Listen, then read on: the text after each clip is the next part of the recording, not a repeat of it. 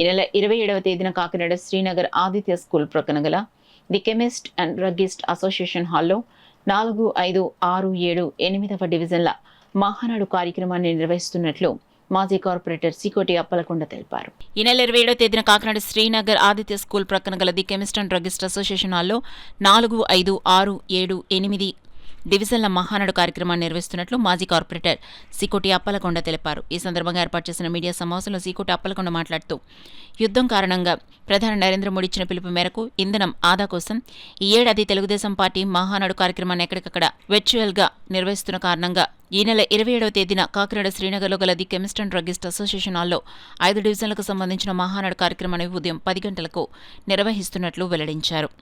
మన ప్రధానమంత్రి మోడీ గారు ఆదేశాల గారికి, అలాగే చంద్రబాబు నాయుడు గారు ఆదేశాల గారికి, మరి లోకేష్ గారు, మరి పవన్ కళ్యాణ్ గారు ఆదేశాల గారికి ఈ మహానాడు ఘనంగా చేయాలని అనుకున్నాం ముందు నుంచి. కానీ ఎక్కడో పెట్టేలాగానే ముఖ్యమైన కార్యకర్తలు అందరూ వెళ్ళేవాళ్ళు అలాంటిదప్పుడు.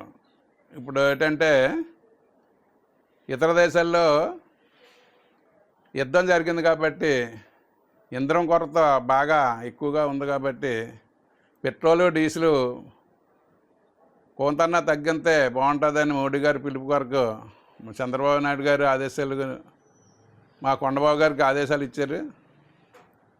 దాని గురించి మహానాడు దూరంగా పెట్టి ఆఫ్ చేసేసి ఏ ఎమ్మెల్యే గారు ఏరియాల్లో పెట్టుకోమని సీఎం చంద్రబాబు నాయుడు గారు ఆదేశాల ప్రకారంగా ఈ ఎమ్మెల్యేలు అందరూ లోకల్ ఎమ్మెల్యే గారు ప్రతి ఎమ్మెల్యే గారు ఏరియాల్లో మా కొండబాబు గారు ఏం చేశారంటే మా వార్డులకి 5 వార్డులకి కలిపి ఒక కమ్యూనిటీలు తీసి మాకు అన్ని సౌకర్యాలు ఇక్కడ పెట్టి ఎంతమంది అయితే వస్తారో అంతమందిని కాకిమని వార్డుల్లోనూ చెప్పారు.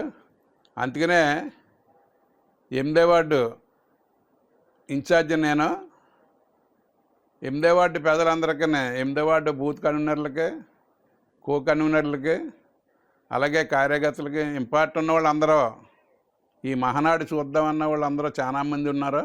వాళ్ళందరూ రావాలని మరీ కోరుతున్నాము.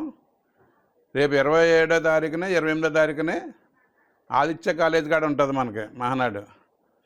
మనకి ఎప్పుడు పండగ కథ ఉండేది టీవీలో చూసేవారు, ఇప్పుడు స్వయంగా దగ్గరగా ఉంటుంది కాబట్టి అందరినీ పిల్లలని మా ఎమ్మెల్యే గారి కోరిక వరకు మిమ్మల్ని అందరినీ కోరుతున్నాను. మీరందరూ రావాలని, మా ఉత్సవాల్లో పాల్గొవాలని, పుట్టినరోజు ఈ మహానాడు విజయవంతం చేయాలని మరీ కోరుతున్నాను.